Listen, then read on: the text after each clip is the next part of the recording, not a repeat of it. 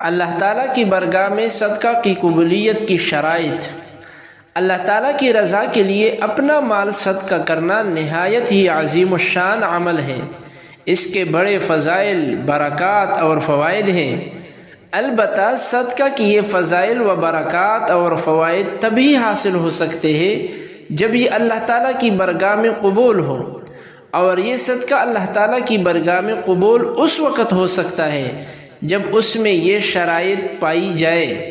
Number 1، صدقہ ایمان کے ساتھ ہو۔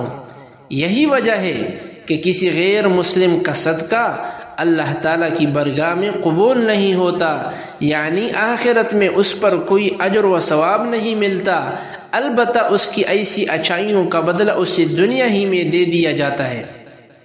نمبر 2، صدقہ شریعت اور سنت کے مطابق ہو، یعنی صدقہ شریعت اور سنت کی تعلیمات کے مطابق دیا جائے، اس میں بدعات و رسومات اور دیگر خود ساختہ طریقوں سے اجتناب کیا جائے۔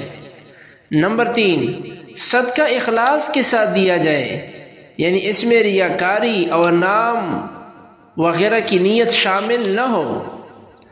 نمبر 4، صدقہ حلال مال سے دیا جائے، کیونکہ حرام مال کا صدقہ قبول نہیں ہوتا۔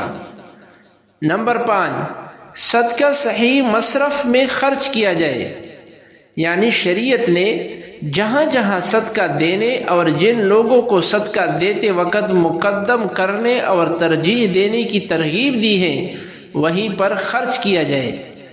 نمبر 6، صدقہ دینے کے بعد احسان جتلانے اور تحقیر و تذلیل سے اجتناب کیا جائے۔